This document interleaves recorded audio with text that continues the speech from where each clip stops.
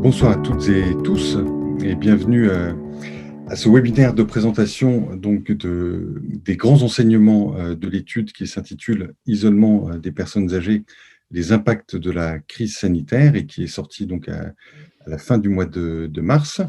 Ce webinaire est co-organisé avec l'association Les Petits Frères des Pauvres, dont je salue le président ici présent, Alain Villez. Quelques chiffres, deux chiffres notamment, 720 000 personnes âgées n'ont eu aucun contact avec leur famille pendant le premier confinement et 2,5 millions de personnes âgées ne sont jamais sorties de chez elles. Alors derrière ces chiffres assez effarants, on sait naturellement qu'il y a des parcours de vie, des histoires individuelles, des déterminants sociaux aussi. Et l'étude que nous vous présentons ce soir, qui a été réalisée à l'automne, avait justement pour objectif de mieux comprendre les réalités qui se cachent derrière ces chiffres. Qui sont les personnes âgées isolées? Comment ont-elles vécu les différents confinements? Quels impacts ces événements ont-ils eu sur leur place dans la société et sur leur participation sociale? Et pour ça, une centaine de personnes de plus de 60 ans et représentatives de la société a été interrogée, ainsi que des bénévoles et des professionnels médico-sociaux. Voilà, je n'en dis pas plus et je vous présente rapidement les intervenants, les panélistes, comme on dit, qui se trouvent donc autour de cette table virtuelle, à commencer par Alain Villez, président de l'association Les Petits Frères des Pauvres, Isabelle Sénécal, qui est responsable du pôle plaidoyer et relations presse des Petits Frères des Pauvres, Thierry Calva, qui est sociologue, cofondateur du Cercle Vulnérabilité et Société et auteur de l'étude, aux côtés de Nicolas Eleik-Wagner et Gwenaëlle Tual, que je salue également. Et puis, toujours autour de la table, nous avons Françoise Fromageau, qui est médecin gériatre à Pont-l'Abbé, en Bretagne, et qui est membre d'une équipe citoyenne, et qui est également présidente de Mona Lisa. Et puis, Monsieur Minh Trong, qui est bénévole de l'équipe Sud-Seine, Sud-Seine-et-Marne, des Petits Frères des Pauvres, et puis Chantal Leblévec, qui est accompagnée par Monsieur Minh Trong. Voilà, je laisse maintenant la parole au président Alain Villez pour introduire cette rencontre et rappeler aussi peut-être le contexte de l'étude avant que nous la présentions. Alain Villez. Merci Édouard.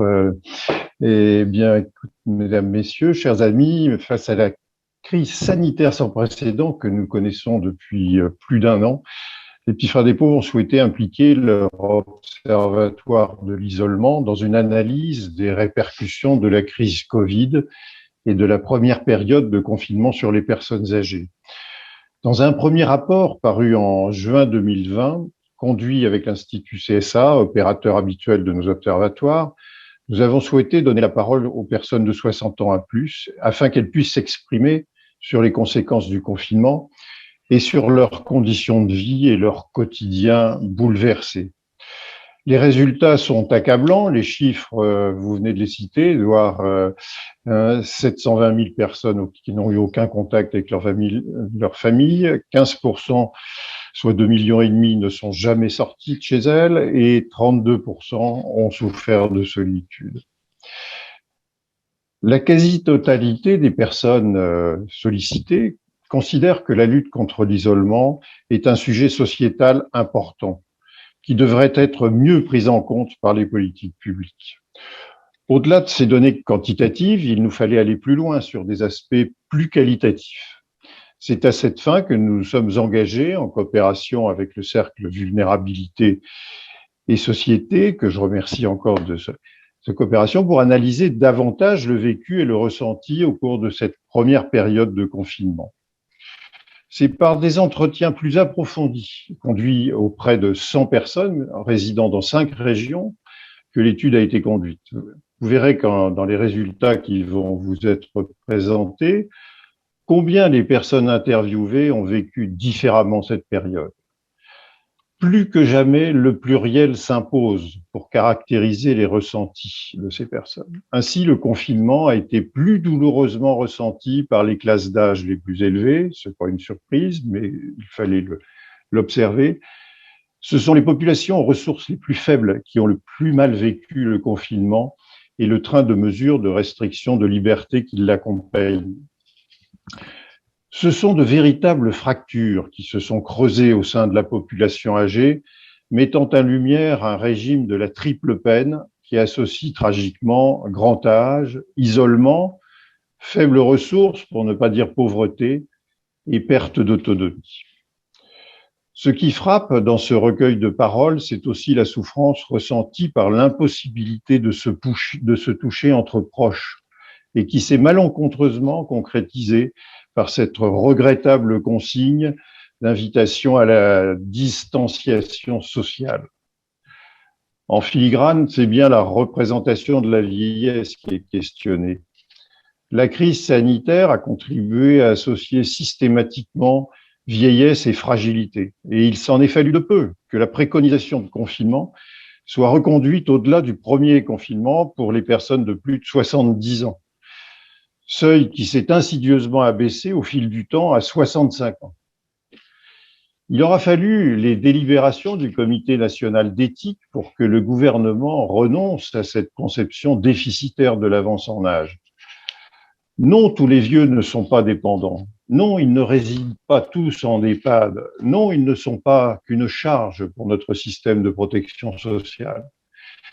Ils sont aussi une richesse, numériquement toujours plus nombreux. La meilleure illustration nous est fournie par ces élans de solidarité et de fraternité qui se sont manifestés pendant ces périodes de confinement. À la manœuvre, nous avons souvent rencontré des plus jeunes qui se sont montrés sensibles à la cause des vieux isolés, mais nombreux sont les plus âgés qui ont soit poursuivi leur engagement bénévole et citoyen au service des plus âgés qu'eux et isolés dans des conditions certes aménagées, ou qui se sont impliqués dans des solidarités de voisinage. Ce sont les engagés, identifiés dans la catégorisation proposée par le rapport qui va vous être présenté dès que j'en aurai fini. La gestion de la crise sanitaire a sûrement failli en ce qu'elle a ciblé l'âge et a occulté le risque social. C'est ainsi que nous avons déploré les effets délétères des mesures de confinement sur les personnes en situation de grande précarité. Les remèdes à ces situations d'isolement social et relationnel qui se sont exacerbées au cours de cette pandémie, nous les connaissons. C'est tout d'abord l'édification d'une société plus inclusive pour les plus âgés et les plus fragiles.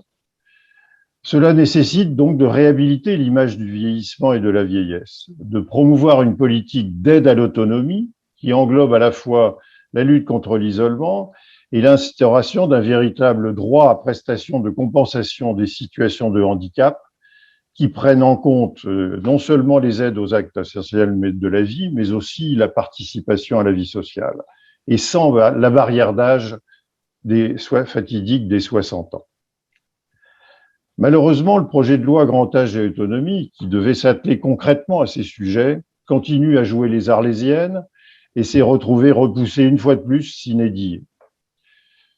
Certes, un comité stratégique de lutte contre l'isolement a été institué en février dernier. Il lui appartiendra de donner du contenu et de la lisibilité à cette politique publique qui ne se manifeste pour le moment que par les soutiens financiers accordés par les conférences des financeurs au niveau départemental et par les questions autour de la reprise de Mona Lisa par la CNSA. Alors, pour conclure cette brève introduction, je tiens à remercier très sincèrement toutes les personnes âgées qui ont répondu, bien sûr, aux entretiens, toutes les structures, associations, gestionnaires d'établissements qui ont participé au recrutement de celle-ci, ainsi que tous les animateurs, bénévoles, soignants qui ont participé très concrètement à ces études. Enfin, tous mes remerciements iront à la CNAV et à la CNSA pour leur partenariat et leur soutien déterminant pour la conduite de cette étude. Je vous remercie. Alain Blaise, merci beaucoup. Place désormais donc pour la présentation des grands enseignements de cette étude à Isabelle Sénécal et aux trois chercheurs du Cercle qui ont réalisé l'étude, Thierry, Nicolas et Gwenaël.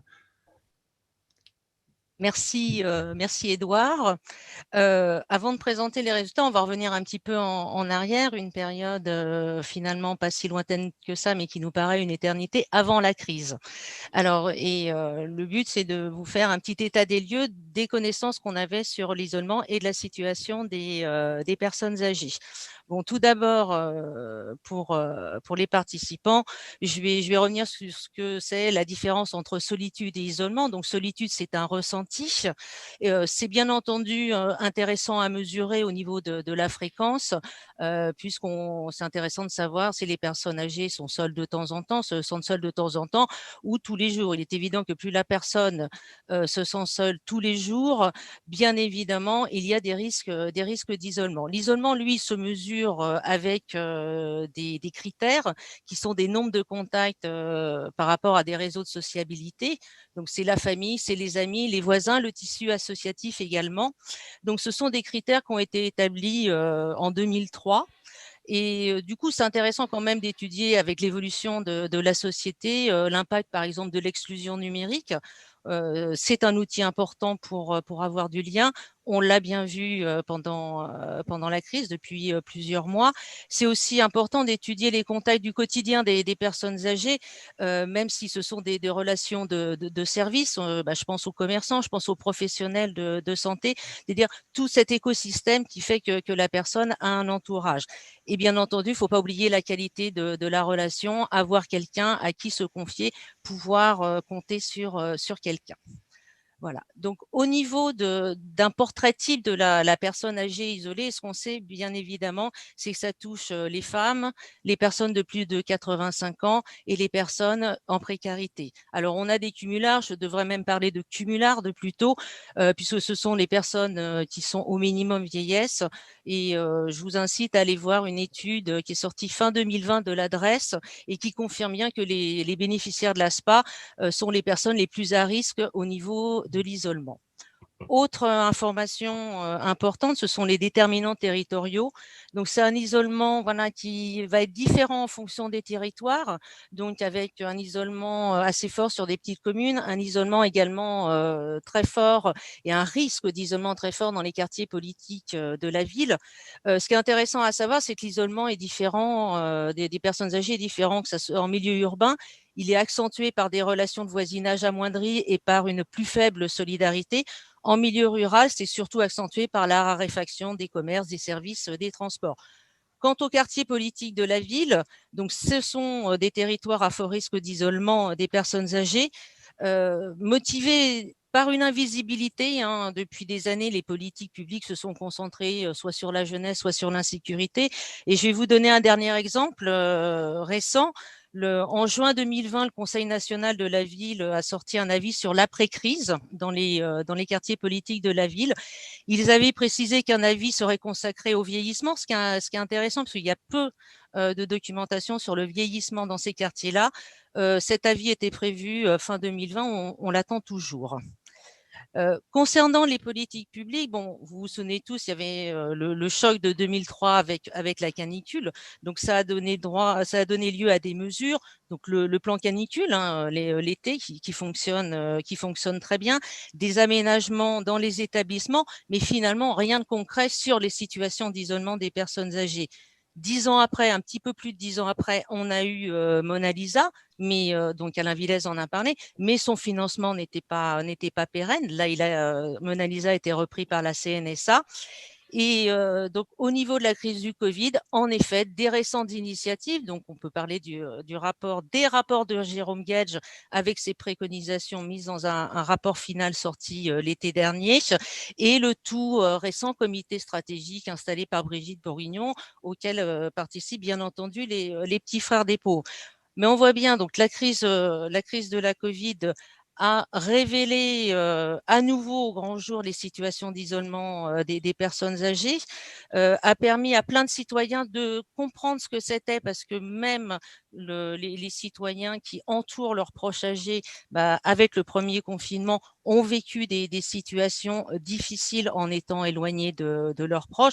On voit bien qu'il y a du travail sur la planche, ça c'est la première chose, et on voit aussi que c'est la nécessité d'intégrer que l'isolement déjà est grandissant. On est en train de travailler actuellement, Petit Frère des Pauvres, sur une deuxième phase du baromètre qu'on avait sorti en 2017, où on avait déterminé qu'il y avait 300 000 personnes en situation de mort sociale, à savoir sans aucun contact. Et donc, là, les premiers résultats tombent. Je ne vais pas les révéler, mais justement, le fait que l'isolement soit toujours là et que l'isolement est de plus en plus important, il faut le souligner, il faut en tenir compte. Et la chose, il faut tenir compte aussi que l'isolement, c'est un facteur aggravant de perte d'autonomie. Enfin, sur le premier confinement, donc là, la slide montre les mauvaises nouvelles. Il y en a quand même des bonnes nouvelles, et je vais en parler, puisque l'intérêt est de ne pas plomber donc le webinaire et de faire part aussi des bonnes nouvelles. Les bonnes nouvelles, c'est un renforcement des liens familiaux. Ça a été évident pendant le premier confinement, même si en effet 750 000 personnes âgées n'ont eu aucun contact avec leur famille. C'est énorme et c'est cruel. Et au niveau des sorties, donc les personnes, en effet, beaucoup de personnes ne sont pas sorties. Il y en a d'ailleurs qui ne sortent toujours pas, mais il y a eu énormément de solidarité, un véritable élan, que ce soit des citoyens, que ce soit des communes, de tous les acteurs, parce qu'il y a eu une vraie prise de conscience à ce moment-là.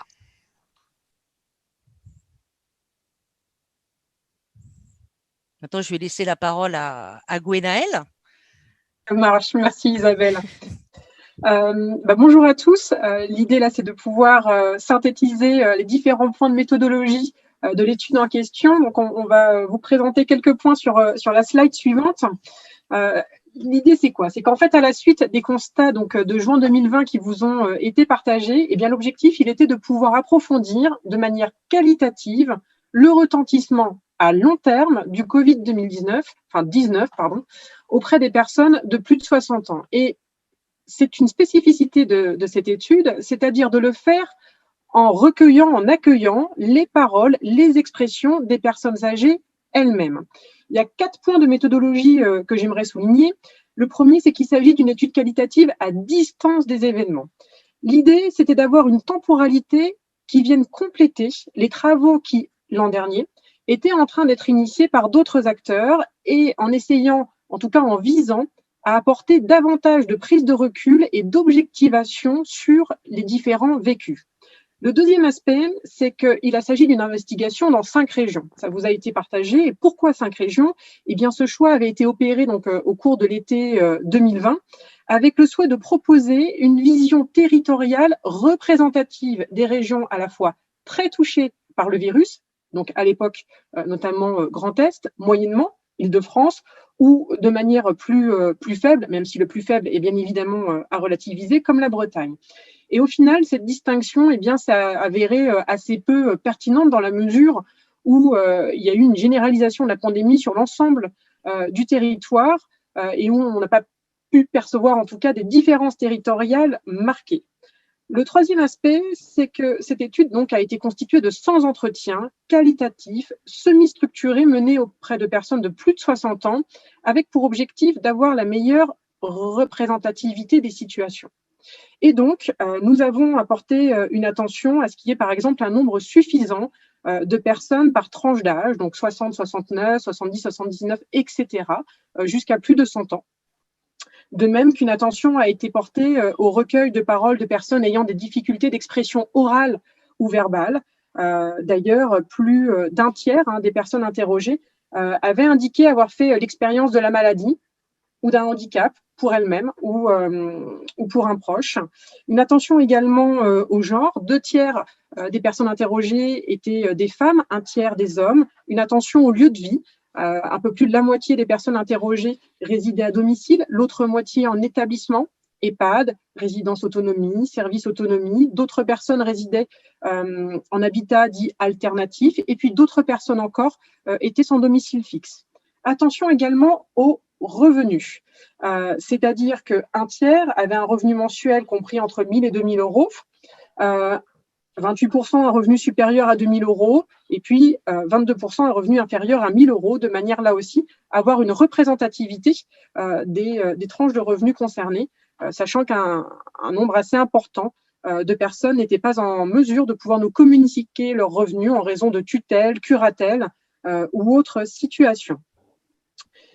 L'ensemble de ces résultats ont été enrichis au travers de 10 focus group et de quelques entretiens individuels, des focus group qui nous ont permis de bénéficier des retours d'expérience et de regards croisés de professionnels médico-sociaux, travaillant aussi bien au domicile qu'en établissement, en foyer. Alors, je pense notamment aux responsables de clinique, directeurs d'établissement, gériatres, alors, je ne vais pas pouvoir tous les citer, et puis également des acteurs impliqués dans des solidarités de proximité, bénévoles, proches aidants, voisins, 44 personnes qui ont également été interrogées pour pouvoir croiser les regards sur les situations vécues. Bien évidemment, et sans surprise, j'ai envie de dire, la situation a induit des ajustements de méthode. Initialement, nous devions procéder à des entretiens en face-face. Eh bien, cette possibilité a vite été rendue caduque en raison de l'évolution de la crise sanitaire et donc la majorité des entretiens ont eu lieu par téléphone. Pourquoi ce choix? Eh bien, c'était pour ne pas exclure des personnes qui n'étaient pas familières avec l'usage d'outils numériques. Et puis, nous avons dû aussi adapter le déroulé de certains entretiens, parfois en petits groupes, parfois en visio, notamment dans des EHPAD, parce que n'oublions pas que dans les établissements, tout le monde n'a pas de téléphone dans sa chambre.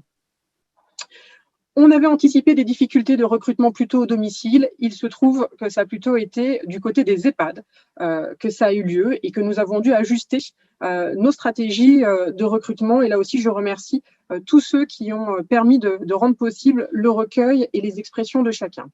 Au final, ces ajustements, ils ont eu, à mon sens, deux points positifs. Le premier, c'est qu'ils nous ont permis de recontextualiser les enseignements, justement, et de pouvoir les repondérer d'une certaine façon. Et puis, ça a permis aussi de montrer, voire de démontrer, que même en de telles circonstances, il était possible d'écouter et de recueillir les paroles des personnes âgées elles-mêmes et qu'on peut faire autrement que de parler à leur place. Donc, concernant les premiers enseignements, je passe la parole à Nicolas, sauf erreur. Nicolas? Oui, bonsoir à toutes et à tous. L'idée de cette étude, Isabelle et Gwenaëlle l'ont indiqué, c'était bien de souligner qu'il n'y avait pas une mais des vieillesses et pas une mais des situations d'isolement. Pour autant, il nous a paru assez intéressant d'aller creuser quels étaient les grands invariants du vécu des personnes âgées, quelle que soit leur tranche d'âge, quel que soit leur genre, quelle que soit leur région géographique ou leur habitat. Et le premier grand invariant qui est revenu dans la plupart des entretiens, c'est la perte de la corporalité du contact, du pot à pot et de tout ce qui fait notre ritualité sociale. Et tout ça a été vécu assez douloureusement par les personnes comme une perte que les nouvelles technologies peinent souvent à remplacer. Et là-dessus, on peut aussi s'interroger sur les incidences à plus long terme de cette perte de la corporalité du contact, puisqu'on sait par exemple combien la déprivation sensorielle peut être vecteur de troubles du comportement chez les personnes avec des troubles neurodégénératifs ou des pathologies de type Alzheimer. Deuxième élément qui est revenu de façon assez fréquente dans les entretiens et à nouveau transcendant toutes les questions d'âge, de genre ou de région géographique, c'est le sentiment de dépendance à un tiers que la crise a pu créer chez les personnes qui n'étaient pas en perte d'autonomie jusque-lors. Et donc, on l'a bien souligné, on l'a bien entendu pendant la crise, le fait que un événement comme la crise sanitaire montre notre dépendance au système économique, au circuit alimentaire. Elle montre aussi notre interdépendance vis-à-vis d'autrui et pour bon nombre de personnes âgées vis-à-vis de sa famille, vis-à-vis d'un voisin pour les courses ou pour une aide à la vie quotidienne. Et ça peut être déstabilisant puisque finalement, ça coupe d'un certain nombre de routines rassurantes du quotidien. Et je prends l'exemple des courses.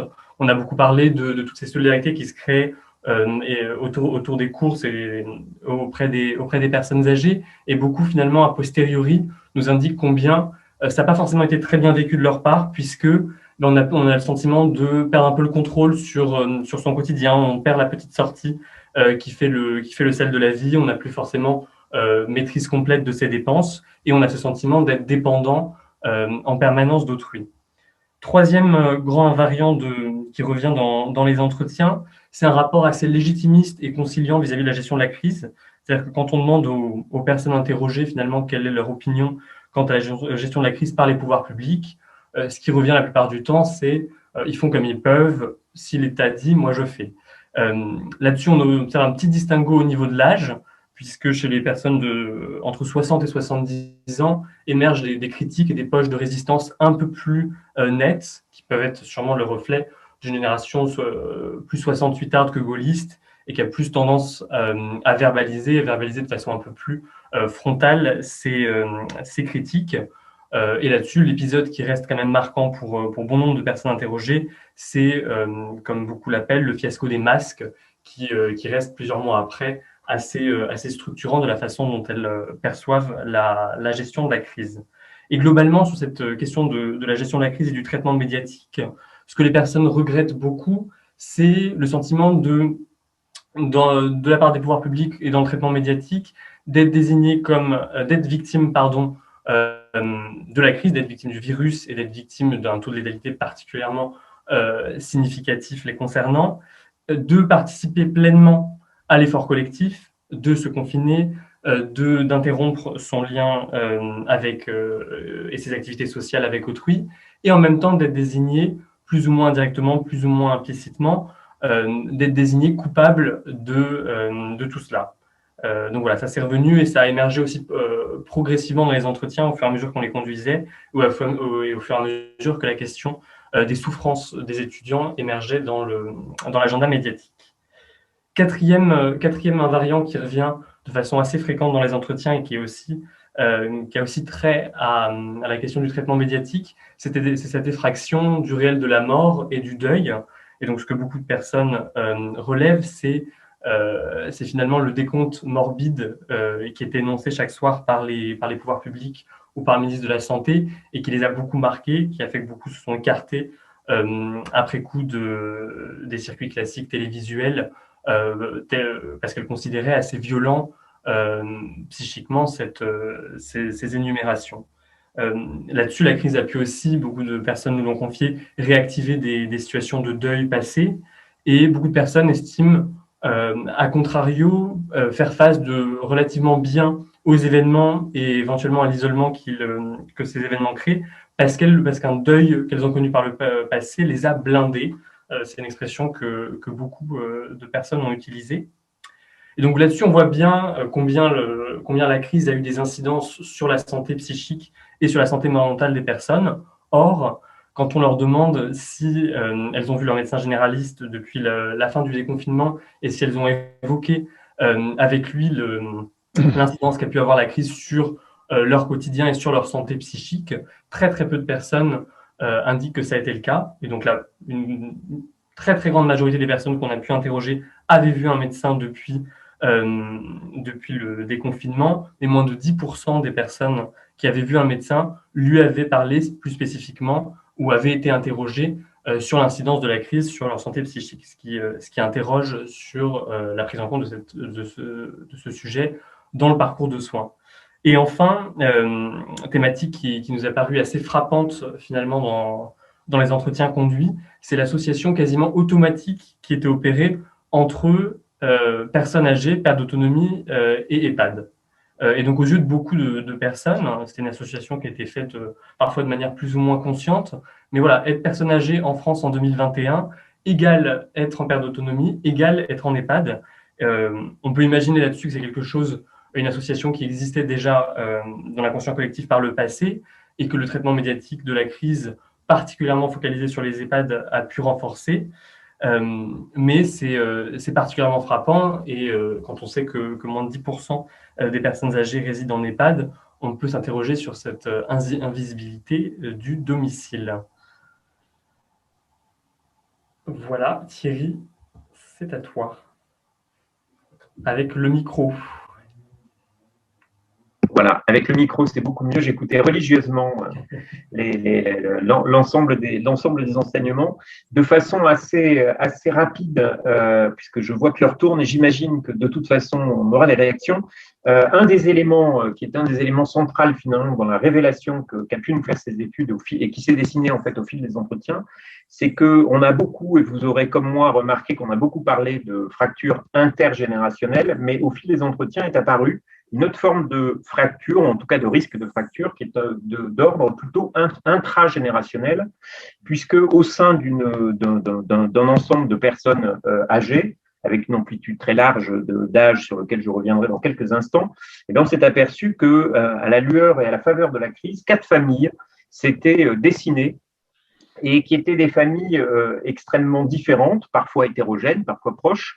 Donc, c'est évidemment une figure extrêmement grossière. Hein. Ces 4 familles-là, il y a bien sûr des tonalités au sein de chacune de ces familles, mais j'ai juste essayé de vous présenter les choses. Elles sont marquées par un déterminant qui est le type de réaction qu'elles ont pu avoir et sur lequel Alain Villez, finalement, avait orienté son introduction, des types de réactions avec des gens qui ont plutôt extrêmement bien vécu la crise. En tout cas, quand je dis extrêmement bien vécu, c'est qu'ils ne l'ont pas plus mal vécu que le reste de la population, voire parfois beaucoup mieux. Et puis, à l'inverse, c'est évidemment sans surprise les 2 familles que vous trouvez sur la droite de l'écran, hein, c'est-à-dire les personnes qui sont résilients et les engagés, et parallèlement, des gens qui ont eu des réactions beaucoup plus négatives et qui sont des familles qu'on a pu identifier, qui sont les fragilisés et les résignés. Et ces 4 familles-là, en fait, se déterminent autour de 3 grands critères qui transcendent très souvent simplement la seule question de l'âge. Hein. Il y a un premier critère qui fait qu'on vit bien la crise assez classiquement, c'est évidemment la catégorie socio-professionnelle à laquelle on appartient.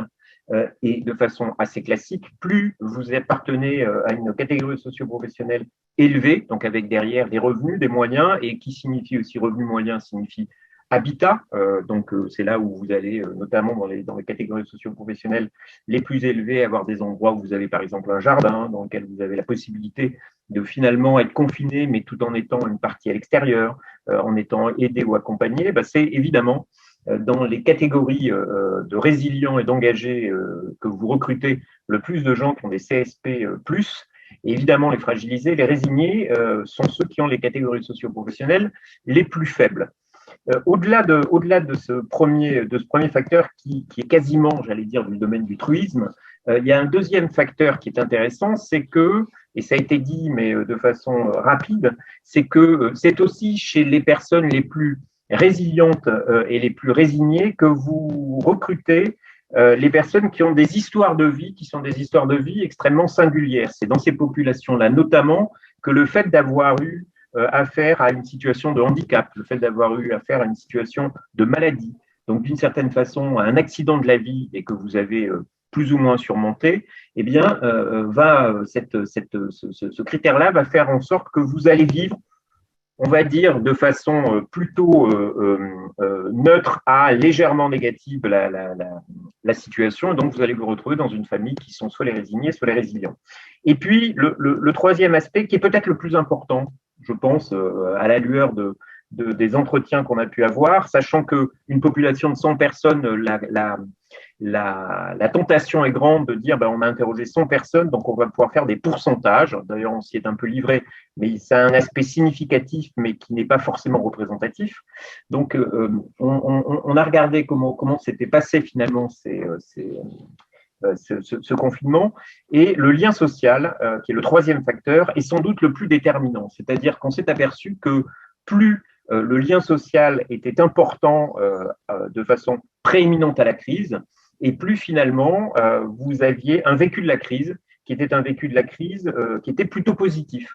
Je vais prendre 2 exemples. Le premier exemple qui est celui des personnes fragilisées. Vous aviez des gens qui étaient en isolement extrêmement préexistant, qui étaient quasiment en situation de précarité. Évidemment, le fait qu'elles aient moins de droits, moins de contraintes, moins de droits, plus de contraintes, et finalement aussi plus d'isolement, n'a évidemment pas arrangé leurs affaires. Et à l'inverse, les personnes qui étaient dans une situation où les liens sociaux étaient acquis, démultipliés, se sont retrouvées dans une situation où elles ont continué et poursuivi, en dépit de tout et de l'isolement, à pouvoir vivre non pas normalement, mais en tout cas à peu près aussi normalement que le reste de la population, voire même en s'engageant dans des actions qui sont des actions de type citoyenne et solidaire.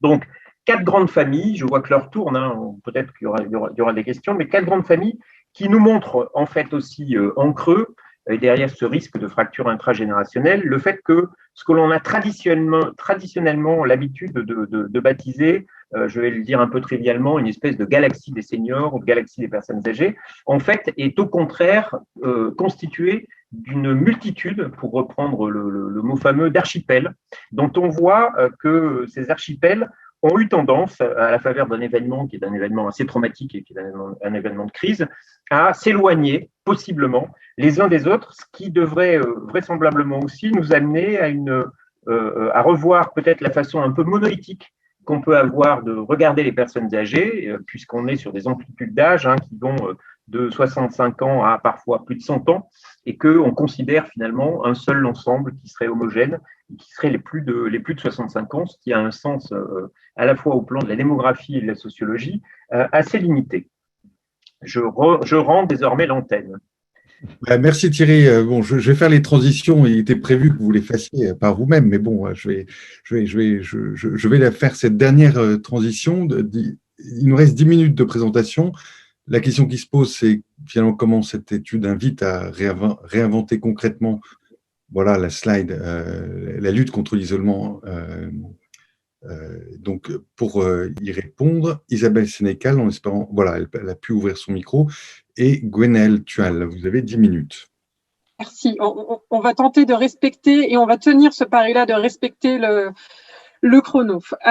Bon, je pense que vous l'aurez tous compris, l'étude, elle est extrêmement riche en termes d'enseignement, tant sur les retentissements de ce que ça peut impliquer en termes d'ajustement, voire de réinvention des pratiques. Et donc là, avec Isabelle, ce qu'on vous propose, c'est d'en souligner 3, 4 pour ensuite pouvoir peut-être les approfondir et les creuser. Le premier point, c'est que les personnes âgées, elles ont souligné, dans ce qu'elles nous ont dit, l'importance de la quotidienneté du lien, même s'il est succinct. Et ça, c'est un enseignement extrêmement fort, c'est-à-dire que c'est moins finalement la durée du contact que la fréquence qui, en tout cas, semble déterminante dans le vécu du lien. Et c'est-à-dire que c'est notamment la répétition des contacts téléphoniques qui constitue, à leurs yeux, dans ce qu'ils nous ont partagé, la manifestation d'un attachement, comme une forme d'indicateur de l'attachement, de la sollicitude que les proches leur portent. Et c'est notamment chez les personnes chez qui il y avait une fréquence d'appel supérieure à 3 fois par semaine que le sentiment d'un lien étroit s'était apprécié significativement. Et notamment dans les échanges que nous avons eus avec les experts, notamment Monsieur Reeves rappelait que des études avaient effectivement montré que recevoir un appel de 5 minutes chaque jour pour une personne âgée, eh bien, réduisait largement le nombre de suicides. Alors du coup, Isabelle, une question très directe à ce sujet, c'est finalement de se dire comment cet aspect de la quotidienneté, du lien, de la fréquence est ou va être à la fois peut-être intégré dans la manière de réajuster, de réadapter certaines pratiques au sein des petits frères des pauvres.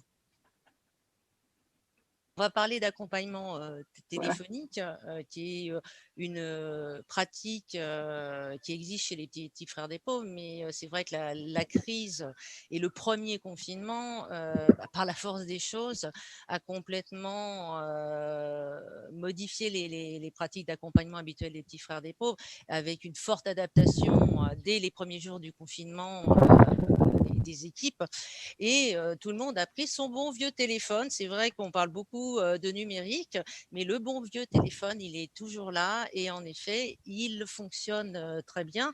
Je rappelle, vous l'aviez dit, Gwenaëlle, on s'est aperçu que dans les établissements, il y a des résidents, ils n'ont pas du tout de téléphone dans leur chambre. Nos bénévoles s'en étaient aperçus. Soit fallait passer par le standard, soit au premier confinement, effectivement, il y a même du personnel qui prêtait son téléphone pour que les personnes puissent rester en contact. Et depuis, on met en place progressivement des équipes uniquement de bénévoles d'accompagnement téléphonique, parce que c'est un bel outil. Il permet d'avoir en effet plus de liens. Comme vous le disiez, Gwenaëlle, la petite attention, c'est voilà, j'ai un appel. Aujourd'hui, on pense à moi, je compte pour quelqu'un. Et ça, c'est hyper important.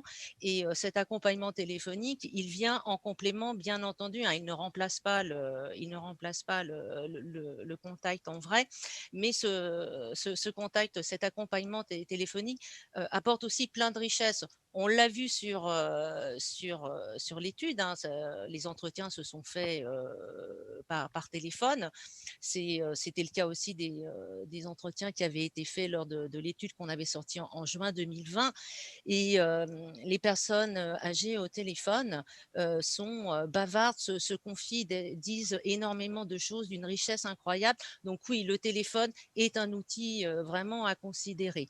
Au-delà de ça, il y a aussi sur la quotidienneté du lien, c'est aussi faciliter les sorties en externe, hein, des personnes âgées, et même celles du grand âge et même celles des personnes en établissement, parce que la quotidienneté, je vais y arriver, hein, je vais changer de mot la prochaine fois, ce sera plus ça. Le On lien va dire quotidien, fréquence. oui, ou le lien quotidien.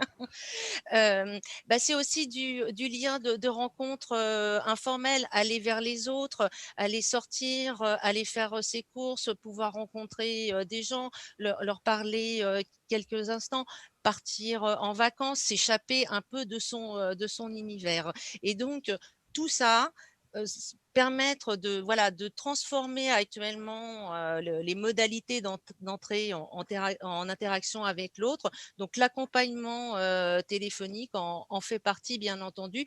Il y a vraiment des vraies réflexions à avoir.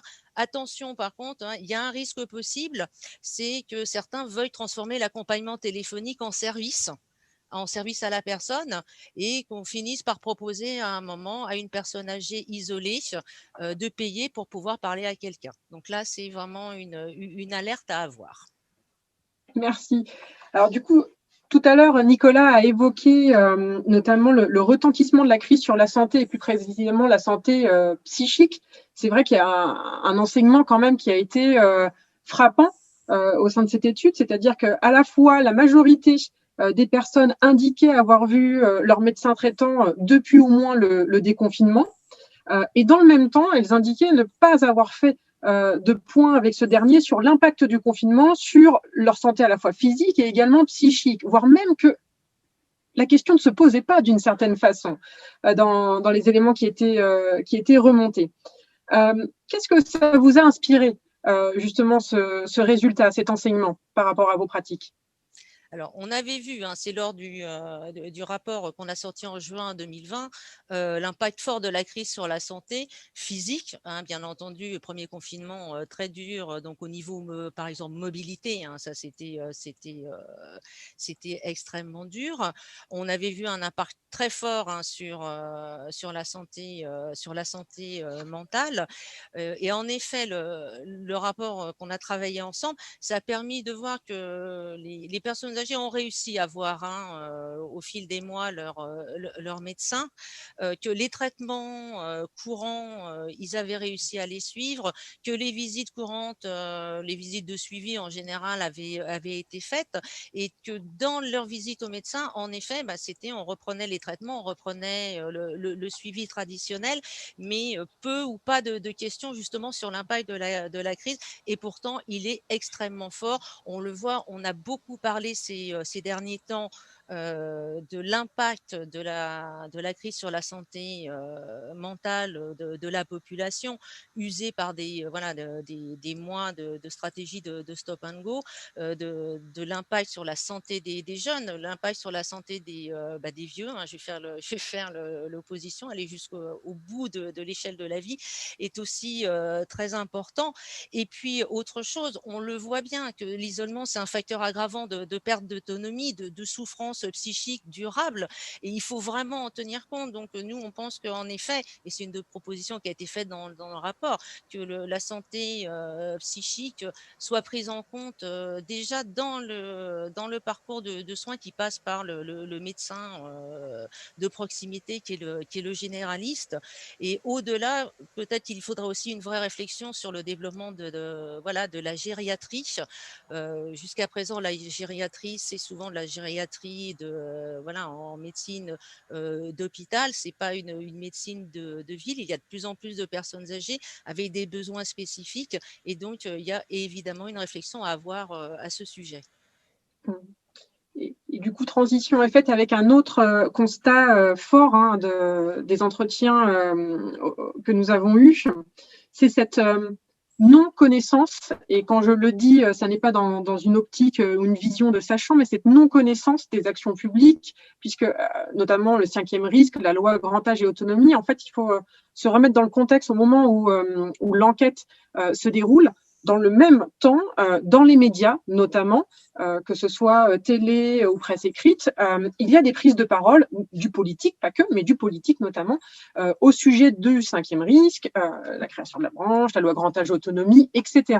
Et donc, il y a une question dans cette enquête qui effectivement les interroge sur la connaissance ou pas de ces éléments les concernant. Et un des constats, c'est effectivement cette non-connaissance majoritaire et qui traverse globalement toutes les catégories d'âge, des actions publiques les concernant, avec en creux l'idée que leur participation, en plus, potentiellement à ces actions publiques, à la fois dans la réflexion, dans le débat ou autre, serait inutile, que cela ne serait pas pris en compte et que ça ne servirait à rien au final. Ce sont des éléments qui nous ont été partagés. Et donc, parmi les éléments justement de la lutte contre l'isolement, comment, selon vous, celle-ci finalement peut favoriser une meilleure participation des personnes âgées? Alors, en effet, on l'a vu, cette communication sur les actions publiques envisagées, enfin le 5e risque. Alors déjà, ce sont des choses extrêmement techno, c'est clair, et compliqué. À part, je sais, dans un entretien, un monsieur qui nous a fait l'histoire de tous les risques depuis le début de leur création. Mais en effet, déjà, c'est techno, ça peut être abscon, c'est mal connu. Bon, loi grand âge et autonomie, Alain Villez a parlé d'Alaisienne, donc évidemment, alors là, c'est encore moins connu. Mais ce qu'on voit en effet, que c'est tout ce qui est les aides qui peuvent être mis en place, c'est déjà extrêmement complexe. Quand les personnes essaient de se renseigner sur les aides, il y a un peu la mairie, un peu le département, il y a aussi d'autres aides qui peuvent être spécifiques à certains territoires. Donc c'est très très flou. On voit aussi qu'il y a des choses qui ont été faites de portails qui sont en ligne, et ce qui va me permettre de parler du numérique juste après. Et puis du coup, les personnes ne se sentent pas impliquées. Alors, il y a des réflexions et on emmène sur les territoires qui sont les mieux à même de parler des conditions de vie, de pouvoir permettre aux personnes âgées de se sentir impliquées. C'est forcément au-delà des actions publiques nationales, mais il faut que ça redescende dans les territoires. Et le meilleur territoire, c'est bien entendu le territoire de proximité. Si on demande à des personnes âgées quelle est la structure publique en laquelle ils ont confiance, c'est la mairie. Bien évidemment, ils ne vont pas citer le département et encore moins la région. Ils ne vont pas du tout citer les politiques publiques nationales. Donc, tout ce qui est action publique doit redescendre sur les territoires et doit être au plus près des besoins et des attentes des personnes. Et concernant le numérique, puisqu'en effet, je disais qu'il y a beaucoup d'informations sur des portails numériques et les personnes âgées n'y ont pas forcément accès. C'est aussi un point sur le numérique. Et nous, on avait alerté en 2018 sur l'importance de sensibiliser les personnes âgées à l'intérêt du numérique, non pas uniquement pour accéder aux droits, mais aussi parce que c'est un outil, je parle bien d'outils, c'est un outil supplémentaire d'aide au maintien du lien social. On l'a vu pour nous, par la force des choses. Les personnes âgées, celles qui se servaient déjà d'Internet, ont adopté comme comme nous les outils visio. Les personnes qui ne l'utilisaient pas du coup n'ont pas eu cette possibilité. Les EHPAD ont fini par s'équiper comme elles pouvaient dès le premier confinement. Alors que c'est vrai, nous en 2018, on le disait aussi qu'il fallait que ça fasse partie du quotidien des personnes âgées. Donc ça, c'est important de poursuivre les efforts d'acculturation, d'intérêt au numérique, et pour celles qui ont envie de se former au numérique ou de les aider. Mais pour les aider, je pense aux établissements, il faut aussi le personnel pour, c'est clair. Mais là, attention, hein, le numérique ne remplacera pas la relation en vrai. On le voit bien pour nous tous. Je crois qu'on n'a qu'une envie, c'est de se retrouver. On en a un peu marre du virtuel. C'est la même chose pour les personnes âgées. La relation en vrai, parce qu'elle apporte plein de choses, le toucher, le gestuel, l'informel, et ce sont des choses, Nicolas l'a dit, hein, tout ce qui est le toucher, c'est vraiment des choses, là, tout ce qui est tactile manque énormément, et bien évidemment, le numérique ne pourra pas l'apporter. Qui nous permet du coup de faire le lien avec aussi les pratiques des professionnels et de pouvoir accueillir du coup la table ronde qui suit. Je vais redonner la parole à Edouard pour accueillir chacun dans celle-ci. Et puis, ça n'était pas une boutade, on l'a dit, hein, sur les aspects de distanciel. Chacun, effectivement, de nous. Alors, bien évidemment, on ne peut jamais s'avancer et parler au nom de tous. Nous n'attendons qu'une chose, c'est de pouvoir nous voir. Donc, Isabelle, on se l'était promis. Et quand on pourra, effectivement, on prendra ce chocolat chaud à un moment. Voilà. Voire même un petit déjeuner en terrasse, hein, puisque bientôt, voilà, on va pouvoir y avoir droit. Parce qu'en effet, oui, ça. On ne l'avait pas précisé. Nous avons travaillé, nous ne nous sommes jamais vus en vrai avec Nicolas, Thierry et Gwenaëlle. Nous avons fait tout depuis le début en distanciel. Et donc, on s'est promis, en effet, de pouvoir se voir parce qu'il y a un manque. Voilà, je passe la parole à Edouard. Merci Gwenaëlle, merci Isabelle, merci d'ailleurs à tous les quatre pour la présentation des principaux enseignements de cette étude passionnante. Alors juste avant que j'oublie, ce petit message aux spectateurs nombreux, n'hésitez pas à poser vos questions dès maintenant dans le fil Q&A, car évidemment nous allons avoir un temps de questions-réponses tout à l'heure, dans quelques minutes. Mais avant cela, nous allons passer effectivement à la deuxième table ronde. Et dans ce webinaire, un peu comme d'ailleurs cela a été le cas dans le rapport, naturellement, nous tenons évidemment à donner la parole à des professionnels, des bénévoles et des personnes accompagnées pour comprendre comment cette étude finalement fait écho à leur vécu et à l'impact de la crise. Je salue donc Françoise Fromageau. Françoise, est-ce que tu m'entends? Françoise? Très bien. Parfait. Alors Françoise Fromageau, que j'ai présentée tout à l'heure, mais je la représente pour les gens qui nous ont rejoints depuis, est médecin gériatre en Bretagne. Elle est membre d'une équipe citoyenne et présidente de Mona Lisa. Donc nous avons Françoise, nous avons Monsieur Minh Trang, qui est bénévole de l'équipe Sud Seine-et-Marne des Petits Frères des Pauvres, et Chantal Leblévec, qui est accompagnée par Monsieur Minh Trang. Alors, on va commencer par vous, Françoise. Est-ce que ces résultats vous étonnent? Est-ce que ça confirme certaines choses que vous observez comme professionnel et comme bénévole depuis mars dernier? Merci beaucoup, Edouard. Merci de m'avoir invité et bravo pour cette belle étude auquel j'ai très modestement contribué, mais j'en suis extrêmement fière. Moi, j'avais envie de commencer mon propos par vous dire comment je vis la crise sanitaire de mon point de vue. Et j'ai vraiment l'impression d'être dans un équilibre instable permanent et d'être funambule. Avec, vous savez, les funambules, de temps en temps, ils se cassent la figure. Et c'est quand même extrêmement dangereux. Et peut-être 4 points importants. Le premier point important sur cette question de l'équilibre incertain, c'est la question de la sidération, la question vraiment d'avoir nos repères totalement bousculés, que ce soit les repères de temps ou de lieu. Moi, j'ai eu l'impression d'être enfermée à l'hôpital, les résidents très certainement enfermés dans leur EHPAD, mais cette assignation à résidence a été extrêmement perturbante. Et puis, la sidération, ça implique deux choses aussi en termes de gestion. Cette nécessité finalement de gérer toutes les personnes de manière extrêmement proche et individuelle, que ce soit d'ailleurs les personnes qu'on accompagne, les patients, et à la fois le personnel, puisque je crois qu'il y a eu vraiment des chamboulements très importants, en tout cas avec des manières d'aborder la crise extrêmement différentes.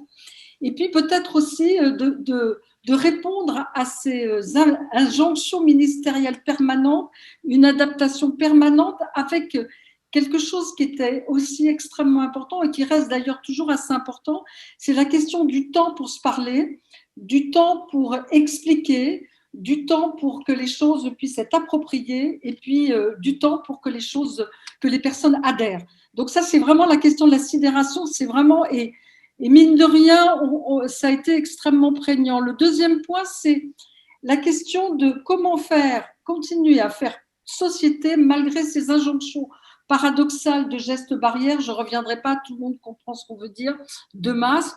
La question de la vaccination qui a été extrêmement importante, de se dire comment, autour des enjeux individuels et collectifs, on travaille sur une immunité collective. Et vraiment, c'était pour moi aussi une vraie manière et un vrai révélateur de la question de la difficulté à faire société avec une responsabilité partagée. Et puis, quelque chose qui me dérange aussi, plutôt qu'en tant que citoyenne, c'est la question de l'opposition des vulnérabilités, qu'elle soit la vulnérabilité des personnes très âgées, isolées, et la vulnérabilité des jeunes en termes de concurrence ou d'opposition, ce qui est vraiment, vraiment extrêmement compliqué, mais toujours un équilibre, toujours difficile, en tout cas à tenir.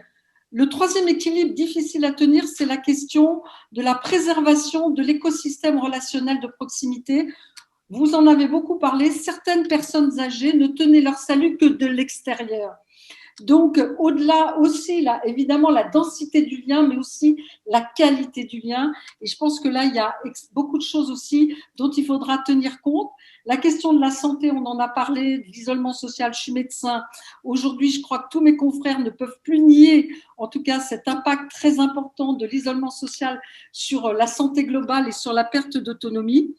La question aussi de se dire, même moi, de mon point de vue de confiné à l'hôpital, et puis aussi un petit peu quand même très impliqué sur le plan des associations, comment finalement dans les territoires où on avait l'habitude de travailler ensemble, de faire ensemble, d'avoir une veille solidaire de proximité, finalement les choses, les liens ne se sont pas trop distendus. Et moi je pense beaucoup aussi aux questions des inégalités, et vous l'avez, c'est vraiment très révélateur dans l'étude, et comment sur la question de la sortie du confinement, de la sortie de la crise, on va pouvoir reconstruire de manière plus équitable et on va pouvoir remobiliser de manière plus équitable. Et le dernier point de difficulté à tenir les équilibres, c'est vraiment la question de l'équilibre entre la liberté, la contrainte, la prise de risque et le questionnement éthique. On est vraiment passé d'un moment donné à toute la question du choix des patients à admettre en réanimation, souvenez-vous. Et pour refaire revenir le balancier sur la question de l'autodétermination et du choix des personnes à être vaccinées, on a vraiment eu cet effet de balancier extrêmement perturbant quelque part. Et puis, je reprendrai ce qu'a dit Alain Villez au départ, c'est-à-dire que quelque part, c'est signifiant aussi sur le regard que notre société porte sur les personnes âgées et la place qu'on a envie de leur faire dans cette société. Et moi, je conclurai en disant, écoutez, bravo en tout cas pour cette étude. Moi, je suis pour que les personnes puissent exercer une citoyenneté active jusqu'au bout de la vie, mais encore faut-il, je dirais, leur demander leur avis et encore faut-il les écouter. Voilà. Merci Édouard en tout cas de ce temps de partage. Merci Françoise. Encore une question. Justement, la question de l'isolement a été mise à l'agenda politique pendant la crise. Alain Villez l'a rappelé. Il y a eu donc un rapport sur l'isolement, puis plus récemment l'installation du comité stratégique par la ministre chargée de l'autonomie, Madame Brigitte Bourguignon. Comment vous, en tant que bénévole, professionnel, médecin, vous voyez l'avenir de la lutte contre l'isolement ? Alors, moi, très honnêtement, je suis un médecin qui a une place un peu particulière puisque je préside l'association Mona Lisa, alors dont une certaine partie est vraiment aujourd'hui enfin, on essaie de co-construire avec la CNSA, c'est une politique publique contre l'isolement, même si c'est pas facile parce que tout le monde l'a dit, les questions d'agenda sont extrêmement parfois pas du tout convergents. Mais je trouve qu'il y a une chose extrêmement importante, c'est que cette question de l'isolement social, elle est quand même devenue quelque chose d'extrêmement politique dont tout le monde a envie de s'emparer. Donc on voit bien que là, je dirais pas qu'il y a une concurrence, mais il y a vraiment un intérêt extrêmement important autour de cette question de l'isolement social. Moi, je pense très certainement qu'il faut qu'on écoute les gens, il faut qu'on tienne compte de la parole des personnes pour co-construire, mais je crois qu'Isabelle l'a dit tout à l'heure, ce départ, en tout cas, de lutte contre la question de l'isolement social, elle est évidemment dictée par des choses très descendantes et un cadre réglementaire, législatif, évidemment, mais elle se vit aussi sur les territoires par des actions de proximité. Ça, je crois que c'est extrêmement important, et de se dire aussi que dans cette question-là, au-delà de la question de l'isolement social, c'est aussi la place que l'on fait aux personnes âgées dans notre société et comment on fait en sorte finalement qu'elles puissent être citoyennes jusqu'au bout de la vie. Parce que c'est aussi cette question-là qui est extrêmement importante à mettre en avant. Merci beaucoup, Françoise. Madame Chantal Leblévec, est-ce que vous m'entendez? Est-ce que vous pouvez ouvrir votre micro? Oui, formidable. Bonjour, madame. Donc, vous m'entendez bien? Oui, Alors, vous êtes accompagnée par Monsieur Mintrang depuis septembre 2020, hein, dans le cadre des visites à domicile qui sont organisées par les Petits Frères des Pauvres. Donc, on imagine là que comme la crise a pu aussi changer la donne, est-ce que vous pouvez nous raconter comment vous avez vécu la crise? Est-ce qu'elle a changé dans votre quotidien et dans l'accompagnement aussi?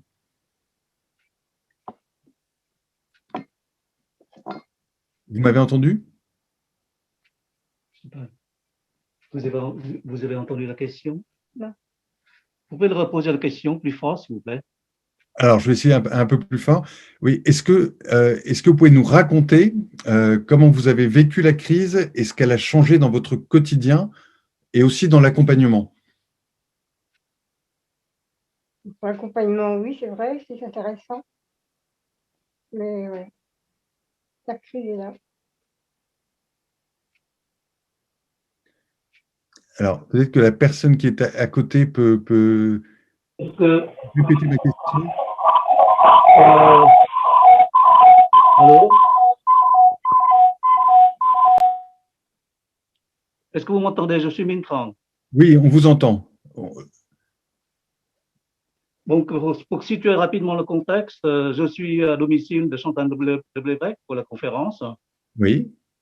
Donc, donc nous sommes masqués pour des règlements sanitaires. J'aimerais savoir d'abord si vous nous entendez bien avec nos masques. On vous entend très bien. Parfait. Donc, Madame Leblévec a sa tablette, moi la mienne, pour garder la distance.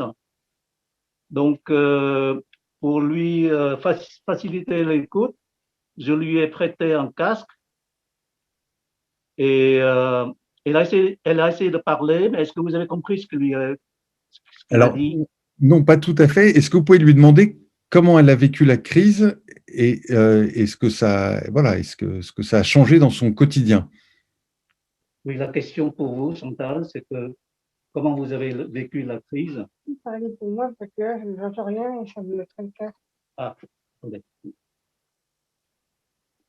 Là, j'enlève le casque pour qu'elle puisse. Donc, la question, c'est que comment vous avez vécu la crise sanitaire? Difficilement, c'est ce que j'ai dit. Donc, elle dit c'est difficilement. Oui, et qu'est-ce qui était difficile? Qu'est-ce qui était difficile? Bah, déjà, de revoir personne, pas aller faire des cours. Donc, c'est une vraie question d'isolement parce qu'il ne voyait personne. Oui, et j'ai entendu de ne pas pouvoir faire les courses également? Oui, totalement, oui, parce que, oui, pour les soucis de santé, C'était il à ne pouvait pas sortir seul Oui. pour faire ses courses d'une manière autonome. D'accord. Et Chantal est habituée à avoir, en dehors de la crise, enfin avant la crise, elle était habituée à avoir plusieurs personnes? Oui. Et- Oui, Comme qui, par exemple? comme qui vous voyez avant la crise? Des amis déjà. Les amis, Des amis, d'accord? Des voisins, enfants? Non, non, des amis.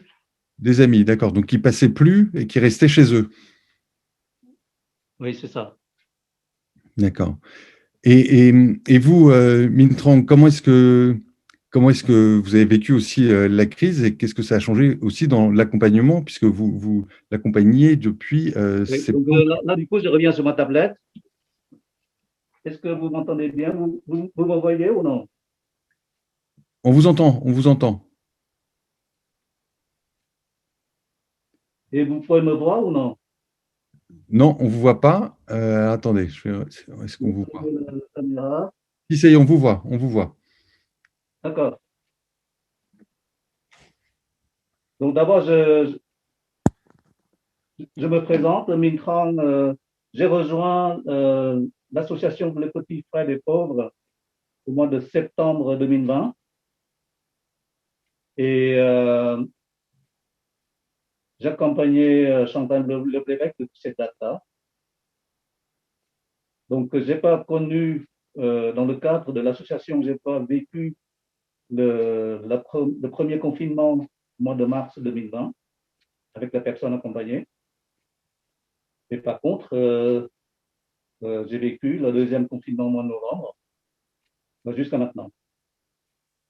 D'accord. Et qu'est-ce qui était, comment vous avez vécu vous ça personnellement, à titre personnel?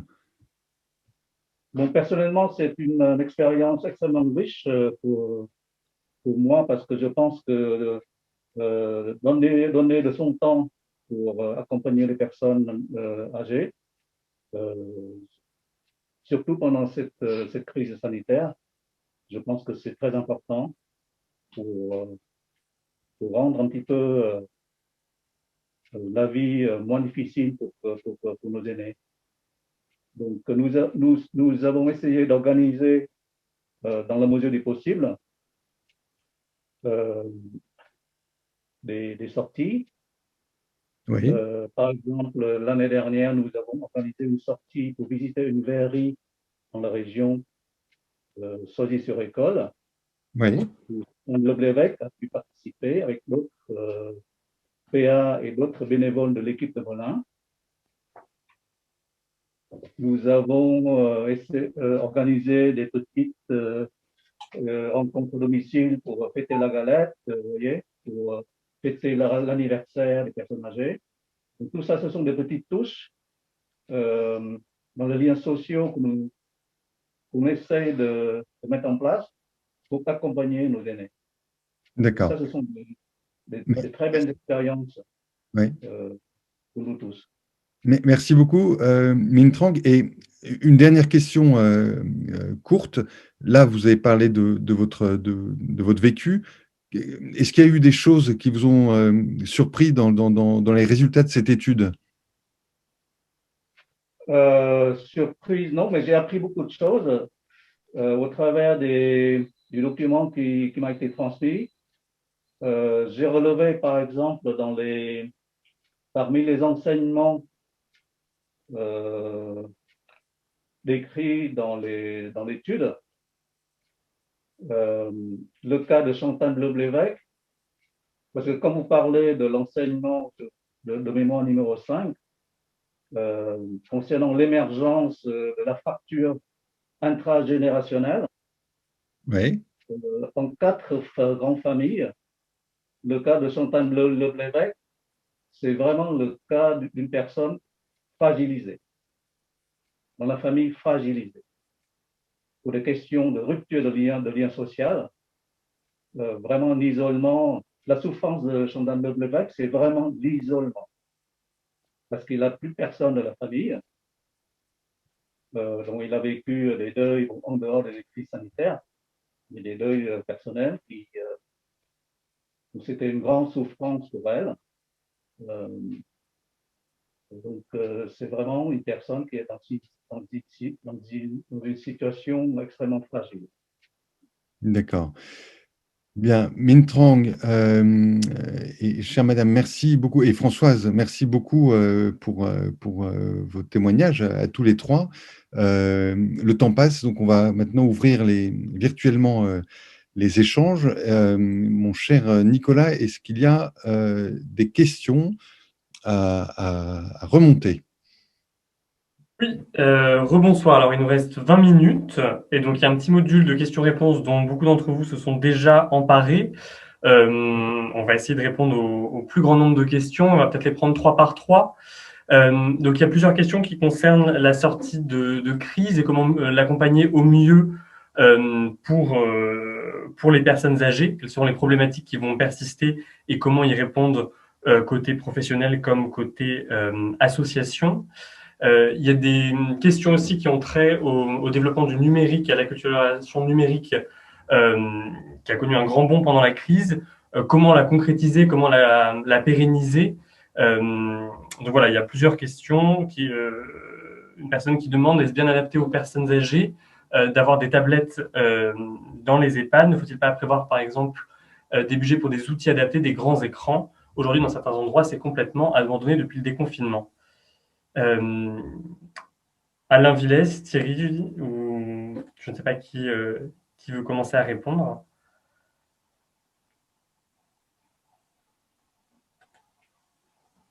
Thierry? Oui, oui, je veux bien essayer de répondre. Derrière la question du numérique, il y a aussi la question des générations. Je regardais effectivement la question. Les gens ont eu des tablettes. Est-ce que c'est bien adapté? D'après ce que les gens ont pu nous dire, oui, c'était plutôt bien adapté. Alors, effectivement, il y a toujours une forme de fracture générationnelle, fracture numérique par rapport à cette question, mais les générations bougent. C'est-à-dire que, puisque Nicolas, tu évoquais le après, hein, on était vraiment sur l'après le confinement. On est avec des générations qui bougent, donc qui ont aussi pris l'habitude de finalement aussi pouvoir avoir accès au numérique. Et j'en veux pour preuve d'ailleurs que dans les questions, nous avons une dame qui est en situation de veuvage et qui évoquait, alors qu'elle a 74 ans, me semble-t-il, le fait que les visioconférences lui avaient finalement sauvé la vie. Donc ça veut dire qu'on a aussi des personnes âgées qui ont accès à ce genre d'outils, ce qui ne veut pas dire qu'il faut résumer la question du lien ou de l'interconnexion à l'autre uniquement à l'aune du digital, mais il y a sans doute quelque chose à faire. Quant au fait que aujourd'hui, certains endroits, on ait abandonné les apports digitaux, qu'on ait abandonné finalement un certain nombre d'initiatives, c'est un constat qu'on a posé. Je ne suis pas sûr qu'on l'ait beaucoup évoqué, mais on a quand même eu le sentiment, dans ce que les personnes ont pu nous dire, et ça dépasse très largement la question du digital, que l'élan de solidarité formidable que tout le monde avait salué en mars 2020 a eu plutôt tendance, dans la durée, à connaître une certaine forme d'effilochage qui est sans doute explicable. On rentrera vraisemblablement pas dans les explications ce soir, mais qui est un fait. Oui, de fait, on a eu un niveau de solidarité qui, de l'aveu même des personnes, est apparu plutôt en baisse. Merci Thierry. Alain Villez. Oui, en ce qui me concerne, moi je répondrai volontiers aux questions sur la sortie de crise, puisque dans le fond, mon introduction y incitait aussi à se tourner vers l'après. Alors, est-ce que le monde de l'après sera complètement différent de celui dans lequel il était avant? Je ne peux que le souhaiter sur un certain nombre de plans. Hein. Bon, on en a beaucoup parlé finalement des politiques, de la mise en œuvre de politiques de lutte contre l'isolement, mais d'éléments très concrets. Bon, à ce concret, moi je donnais deux axes. Bon, il y a effectivement tout le soutien aux équipes citoyennes, celles qui sont levées au niveau des marches Mona Lisa, mais également au niveau des petits frères des pauvres, d'autres TCCS, bref, toutes ces dynamiques qui s'est créée, qu'il faut continuer à consolider, reconquérir aussi et aller au-devant des zones où il n'y a encore personne et pas d'équipe citoyenne pour y répondre. Ça, c'est sur les questions de lutte contre l'isolement. Il faut parallèlement poursuivre la revalorisation du secteur du domicile, puisque je crois que l'étude met bien en avant finalement les difficultés aussi du domicile qui ont été complètement occultées par je dirais les situations catastrophiques dans les EHPAD, surtout pendant la première phase de confinement, et qui nous amène aujourd'hui évidemment à des questions lourdes comme le respect des droits et libertés dans ces établissements. D'ailleurs, la défenseur des droits vient de sortir un rapport extrêmement intéressant sur cette question, où on met en avant toutes les infractions finalement aux droits fondamentaux qui ont été opérés dans les EHPAD pendant cette période. Donc, parallèlement, reconstruire une politique de soutien à domicile avec la revalorisation des métiers. Bon, il y a des initiatives qui viennent d'être prises pour la revalorisation des salaires, mais c'est loin, on est loin encore du compte. Et il faut que les métiers du domicile et de l'aide à domicile soient davantage reconnus et financés. Et c'est là où on retombe évidemment sur notre loi grand âge et autonomie, qui a été, parce que certes, a été institué un cinquième risque, mais qui pour le moment est un peu vide au niveau des financements, et sans son corollaire du côté de la loi grand âge et autonomie qui devait apporter les financements nécessaires, eh bien, il y a fort à parier que on ne pourra pas avancer sensiblement sur la question d'un droit au soutien à domicile avec des prestations de compensation pour l'autonomie qui doivent aller dans le sens d'une plus grande reconnaissance des besoins au niveau vie sociale, lien social, puisque aujourd'hui l'APA ne finance absolument pas c'est l'aspect de cette question, c'est-à-dire la participation à la vie sociale, aucune indemnité, contrairement à ce qui se passe dans le champ du handicap avec la prestation de compensation du handicap. Donc c'est cette fameuse abrogation aussi de la discrimination par l'âge dans les modalités de compensation de l'autonomie, pour l'autonomie. Donc voilà, c'est vraiment dans ces aspects-là que le monde d'après doit être différent. Il doit être aussi différent, et c'est, je crois, aussi important de le rappeler. Il faut travailler à l'édification d'une société beaucoup plus inclusive, et justement, où finalement les politiques de relégation, peut-être trop hâtives dans les établissements. Alors, il y a un champ qui est en train d'émerger, qu'il va falloir aussi beaucoup développer, c'est tout le domaine de l'habitat dit inclusif, où là, on est en recherche de solutions alternatives à ce modèle EHPAD, qui a aussi finalement vécu au cours de ces dernières périodes, un peu, j'allais dire, je veux pas dire son champ du cygne, ça serait un peu trop fort, mais en tout cas, a été fortement remis en cause. Et c'est la nécessité de changer de paradigme en matière d'hébergement de personnes âgées qui est apparue aussi, et qu'il va falloir maintenant s'attacher à construire dans l'après-crise. Merci. Donc, oui. Pardon. Nicolas, je te laisse peut-être. Est-ce que tu as encore deux, trois questions à remonter?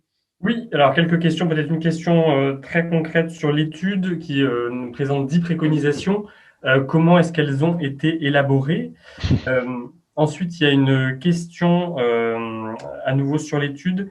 Est-ce qu'on a pu déterminer les différentiels de vécu de la crise entre les personnes résidant à domicile, les personnes résidant en EHPAD et les personnes résidant en résidence autonomie ou en résidence service senior? Et il y a une personne qui demande également s'il est prévu un questionnement des candidats pour les élections régionales et départementales au vu de ces résultats. Alors, Merci. je vais en prendre deux. Je peux en prendre deux des questions. Bon, la dernière sur les élections, les petits frères des pauvres vont en effet faire un travail auprès des candidats, que ce soit départemental et régional, concernant les conditions de vie des personnes âgées et l'isolement des personnes âgées en fonction des champs de compétences qui sont différents. Oui, c'est important. J'en parlais tout à l'heure, hein, des différents niveaux de décision politique. Donc oui, ça va être fait. Sur l'élaboration des préconisations, les petits frères des pauvres font toujours des préconisations dans leurs précédents rapports. Et là, les préconisations ont été travaillées en fonction des résultats, en fonction également de la parole des personnes, et ont été travaillées avec le cercle et puis les petits frères des pauvres. Merci Isabelle. Gwenaël, sur la question du différentiel du vécu selon les lieux d'habitat, et peut-être aussi sur la question de la proximité, quel rôle pour les CCAS et les instances de proximité dans la lutte contre l'isolement? Alors, sur la première, effectivement, on a pu observer des disparités de vécu selon les lieux. Par exemple, sur le premier confinement, le confinement est globalement mieux vécu en résidence qu'à domicile ou en EHPAD. Voilà, ça, c'est apparu de manière très claire. Alors, on pourrait après rentrer dans le détail des raisons pour lesquelles ça a été témoigné de la sorte, notamment au travers de la notion de l'activité en commun, le commun, qui, au sein des résidences, a effectivement joué un rôle déterminant assez conséquent. Sur le vécu du premier déconfinement, il a été plus positif chez les personnes habitant à domicile en résidence qu'en EHPAD. Par contre, sur les périodes post-déconfinement, si on regardait cette fois-ci l'aggravation du vécu, la détérioration plus exactement, eh bien cette détérioration, elle était plus forte chez les personnes habitant au domicile. Sur la seconde question, donc si j'ai bien retenu Nicolas, c'était sur le rôle joué par les CCAS et les mairies, c'est ça? Oui, exactement. Voilà. Voilà. Est-ce que c'est bien à l'échelle du quartier est-ce que c'est l'échelon le plus pertinent pour lutter contre l'isolement? Dans les éléments, dans les témoignages que nous avons recueillis, la mairie, notamment le CCAS, ils ont été cités et souvent de manière spontanée au travers de différentes actions. Hein. Tout à l'heure, Isabelle a évoqué les actions qui avaient été mises en œuvre post-plan canicule. Ça continue de fonctionner. Il faut se souvenir plutôt que l'été dernier, il a été activé. Et de fait, il y a eu par exemple des appels qui nous ont été cités et témoignés de manière spontanée. Et donc, en tout cas, l'échelon de la ville, du village, au travers de la mairie, du CCAS, est effectivement revenu de manière régulière comme un échelon pertinent qui fait sens. Alors, je vais laisser Isabelle compléter peut-être sur cet aspect. Oui, tout à fait. Oui, le meilleur échelon, c'est celui de la proximité et même parfois de l'ultra-proximité, parce que ce que je disais en introduction, les mécanismes de construction de l'isolement sont différents en fonction des territoires. Ça, c'est la première chose. C'est pas le même isolement qu'on soit en milieu rural, en milieu urbain, en quartier politique de la ville, en zone périurbaine. L'isolement est aussi différent, et je vais pas développer parce que sinon je vais en avoir pour une heure, en fonction des régions, en fonction des historiques de régions au niveau social, au niveau économique. Et donc, plus on se rapproche d'un territoire de proximité qui est reconnu par les personnes âgées, c'est un tiers, par exemple, la mairie, c'est un tiers de confiance. C'est le maire, bon, on sait tous que dans les élections les plus courues, si je peux utiliser ce terme au niveau des électeurs, c'est les présidentielles d'un côté et ce sont les municipales de l'autre. Monsieur ou madame la maire, c'est quelqu'un, c'est quand il y a la visite, nous on le voit bien, quand il y a la visite, les personnes accompagnées reçoivent la visite du maire, il y a vraiment une sensation de fierté, une sensation d'être reconnu. Donc oui, la proximité, c'est essentiel, mais il faut pas oublier tous les acteurs autour, hein, parce qu'il n'y a pas que la mairie, et des acteurs auxquels on ne va pas forcément penser dans la lutte contre l'isolement. Je vais vous donner un petit exemple. Nous avons été sollicités au Petit Frère des Pauvres par un réparateur de chaudière qui s'est aperçu en allant réparer la chaudière d'une dame de sa situation d'isolement, et il a alerté, et il nous a alertés. Donc au-delà de la municipalité, il y a tous les acteurs, les commerçants, le boulanger, le boucher, le réparateur de chaudière, plein de monde qui ont leur rôle à jouer pour de la veille. J'ai vu passer une question qui disait mais comment on repère des personnes âgées isolées? En effet, ça fonctionne avec du partenariat, et on a beaucoup trop de personnes qui passent encore sous les radars. Les fameux 300 000 personnes en situation de mort sociale, elles sont sous les radars globalement, ces personnes-là. Et donc, il y a une vraie réflexion et un vrai travail à mener de coordination des acteurs qui ont un rôle de veille à jouer. Les banques ont un rôle de veille à jouer, par exemple, ils connaissent leurs clients. Donc, il y a vraiment beaucoup de choses encore qui restent à construire face à ces enjeux de la longévité, et une longévité qui entraîne de plus en plus d'isolement. Bien. Merci Isabelle. Nicolas, une dernière question très courte pour une réponse courte. Oui, une question sur est-ce qu'on a pu un petit peu analyser la situation des aidants pendant cette crise? Qui prend? Je fais court. Oui. Enfin, est-ce qu'on a pu analyser la situation des aidants? Ce serait bien présomptueux que de dire qu'on a analysé la situation des aidants. On n'a pas interrogé suffisamment d'aidants, ils faisaient partie des focus group.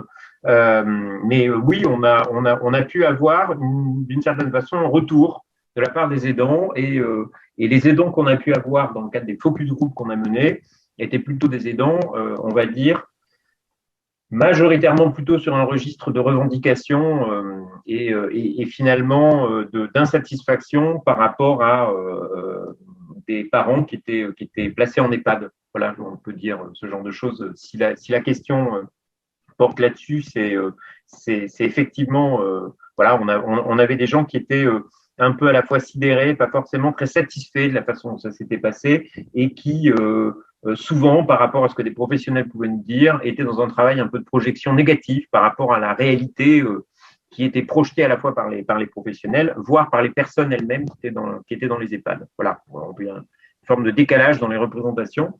Je ne suis pas sûr que ce soit le sens de la question, mais c'est en tout cas ma réponse.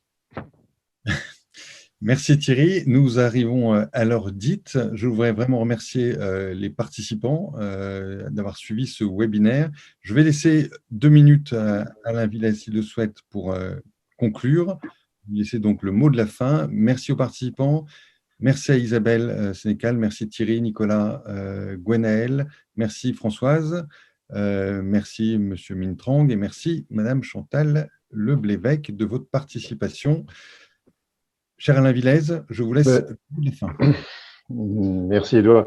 Oui, mais je me joins tout à fait à vos remerciements, puisque je crois qu'au terme de ce webinaire qui nous a permis effectivement de partager un peu les conclusions de cette étude, dont on a que tout lieu de se réjouir d'avoir pu la conduire ensemble et en bonne coopération, et donc pouvoir aussi justement déboucher. Je crois que c'était tout à fait intéressant de voir que les réactions des participants aussi se tournent aussi vers l'avenir, hein, et je crois que c'est en cela que c'est intéressant, puisque on voit bien d'ailleurs comment au fil des temps, entre la première période de confinement et les périodes que nous vivons actuellement, avec donc ce 3e confinement qui s'achève, on peut l'espérer, on l'espère d'ailleurs de tout cœur, eh bien, on voit bien combien les choses aussi évoluent, hein, dans le positionnement. Je suis sûr d'ailleurs qu'on pourrait refaire un certain nombre d'entretiens à l'issue de ce confinement pour voir combien aussi la très grande lassitude éprouvée au niveau de la rupture du lien social, de la soif, de l'appétit des gens de retrouver la possibilité de retrouver une vie sociale normale. Et je crois que ça a été, en tout cas, ça et les éléments liés à la fracture intragénérationnelle, pardon, donc les très grandes inégalités qui ont été soulevées, le renforcement de ces inégalités soulevées par ces périodes, par cette crise sanitaire, sont pour moi les choses qui restent le plus important. Donc, reste maintenant à construire le monde d'après. On en parlait tout à l'heure. En tout cas, merci à vous, merci à tous de votre participation et puis à bientôt, j'espère. Merci beaucoup, Président.